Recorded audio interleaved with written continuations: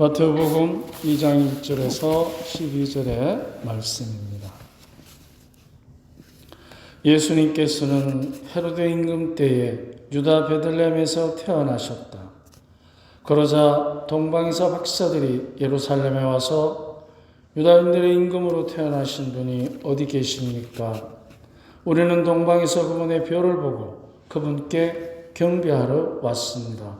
하고 말하였다. 이 말을 듣고 헤로데 임금을 비롯하여 온 예루살렘이 깜짝 놀랐다.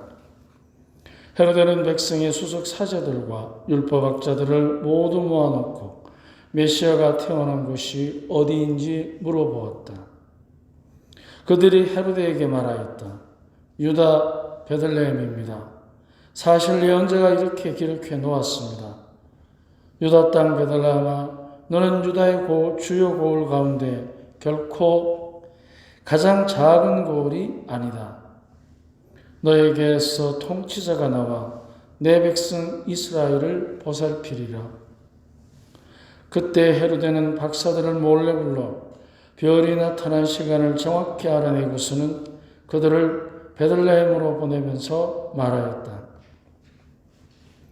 가서 그 아기에 관하여 잘 알아보시오.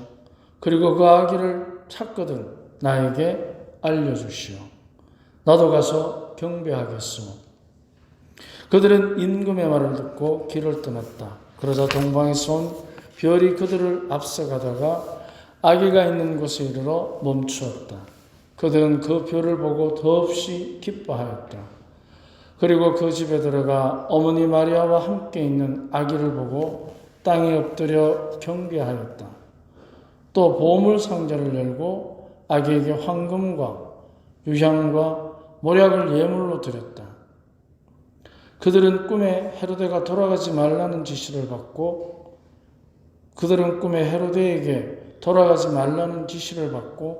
다른 길로 자기 고장에 돌아갔다. 주님의 말씀입니다.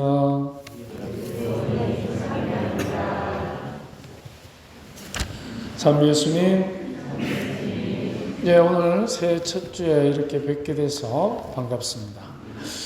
오늘을 우리는 공연대축일이라고 하는데 그것은 예수님께서 이제 공적으로 드러나셨다라는 뜻입니다. 왜냐하면 동방의 박사들에게 경배를 받으시고 선물 3가지를 받으십니다. 무엇이죠? 황금과 유향과 몰약. 이 3가지가 특징이 있습니다. 첫째, 비싸다는 것입니다. 상당히 비싼 것입니다. 비싸니까 당연히 귀한 것입니다. 그리고 또 한 가지가 있습니다. 모든 선물은 의미가 있는 법. 그래서 선물은 그 자체로도 기쁘지만 거기에 담긴 의미와 정성이 더 없이 소중한 것입니다. 그래서 혹시 여러분 오헬리의 크리스마스 선물이라는 소설이 있습니다. 기억하시는 분들이 기억하실 텐데 거기에 보면 젊은 부부가 너무 사랑하고 좋은데 가난해요. 그래서 아내는 긴 머리를 갖고 있는 아주 사랑스럽고 이쁜 그 아내를 위해서 남편은 자기에게 가장 소중한 하나밖에 없는 시계를 팔려고, 그래서 긴 머리를 빗을 수 있는 빗을 사기 위해서 은시계를 팝니다. 그리고 아내는 남편의 시계줄이 다 낡은 것을 알고 시계줄을 사주기 위해서 머리를 팝니다. 그래서 크리스마스가 됐을 때 두 사람 다가 사랑하는 사람을 위해서 선물을 냈을 때 소용이 있습니까? 없습니까? 언젠가는 있겠죠. 하지만 그날은 아무런 소용이 없었습니다. 아내는 머리를 잘랐고 남편은 시계를 팔았고. 하지만 선물은 소용의 가치가 아니라 사용의 가치가 아니라 마음의 가치를 담고 있기 때문에 서로가 행복한 가난하지만 기뻐한다는 그런 내용의 소설입니다만은 바로 우리 역시 마찬가지입니다. 살아가면서 우리들이 사랑을 서로 간의 사용의 가치로 측정할 때 과연 그것이 측정이 되겠습니까? 우리는 가끔 사람들을 대할 때 참 악하다기보다 우리가 약하니까 상대를 사용의 가치로 평가할 때가 있습니다. 아니면 내가 필요한 가치로, 즉 사람 자체로의 사람의 가치가 아니라 사용의 가치로, 효용의 가치로 우리 스스로도 우리를 그렇게 판단할 때가 있습니다. 내가 이것밖에 되지 않나? 그렇게 했을 때 두 가지의 이것밖에 되지 않나라는 것에 대한 한탄스러움, 때로는 자괴감이 드는 그런 질문 속에 두 가지가 있습니다. 하나는 우리가 잘못을 저질렀을 때 양심적인 가치. 그것은 굉장히 우리에게 회개하고 뉘우치라는 마음의 힘을, 영혼의 힘을 강하게 더 성숙시키고 성장시키는 긍정적 에너지가 있습니다.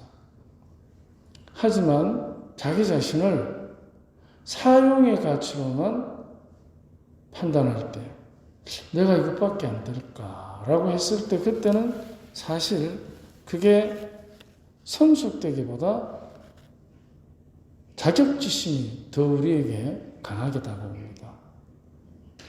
그렇다면 양심적인 가치에서 볼 때 내가 이것밖에 안 될까 하는 것은 하느님의 선물일 수 있습니다. 하지만 왜 우리가 사용의 가치에서 내가 이것밖에 안 될까 할 때 그것은 어쩌면 하느님의 선물이 아니라 교만의 산물일 수 있습니다. 선물과 산물은 다릅니다.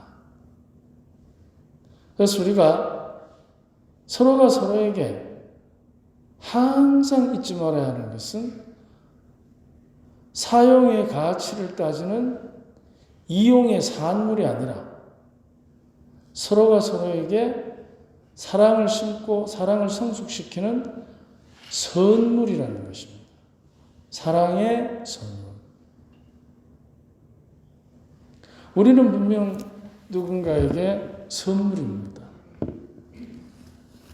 누구든지 나에게 있어서 사람은 선물입니다. 그래서 그 선물의 가치가 서로가 서로를 행복하게 충전시켜주고 성숙시켜주는 선물의 가치를 서로에게 더 강하고 높고 넓게 느끼라고 아기 예수님께서 이 세상에 하느님의 선물로 오신 것입니다.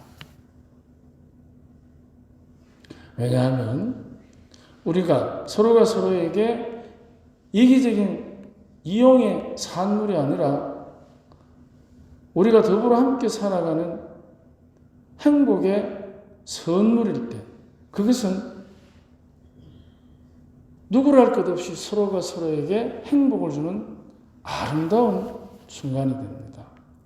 그렇게 하시기 위해서 주님께서 하나님의 선물로 오늘 황금과 유향과 모략을 받으시면서 당신이 어떤 선물인지가 드러납니다. 황금은 왕이라는 뜻입니다. 왕 중의 왕. 유향은 대사제라는 것입니다. 사제. 사제는 희생 제물을 바치는 사람입니다. 그래서 모략을 선물로 받습니다. 모략은 당신이 십자가에 죽으실 거라는 예고가 됩니다. 그래서 하느님의 아들은 황금과 유향과 모략이 의미하는 것처럼 그런 선물입니다.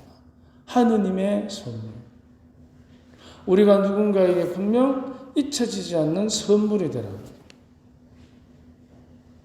서로가 서로를 이용하는 이기적인 산물이 아니라 서로가 서로에게 이별 없이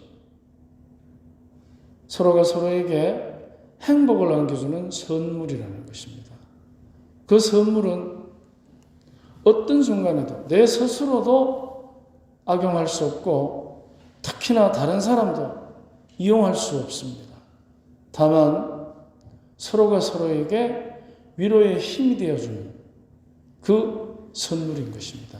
그러라고 예수님께서 이제 왕이요 사제요 십자가의 희생 제물로서 우리에게서 누구를 물리치느냐? 죄를 용서하고 악마를 물리치는 것입니다.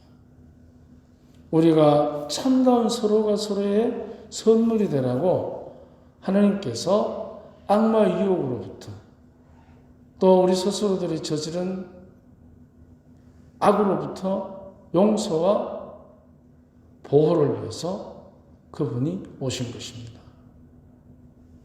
우리에게 왕이요 대사제요 십자가 희생에서 우리의 죄를 용서해 주시는 그분의 그 예언자적 삶을 우리가 본받는다는 엄청난 표현보다는 그분이 가지신 선물을 잘 받아들일 수 있도록 그분의 선물의 의미를 우리가 적극적으로 받아 안아서 내 안에 용서와 보호라는 하나님의 크신 자비가 늘 살아있도록 올 한 해 간절히 오늘 우리에게 왕으로 오신 아기 예수님께 그 은총을 청합시다. 아멘.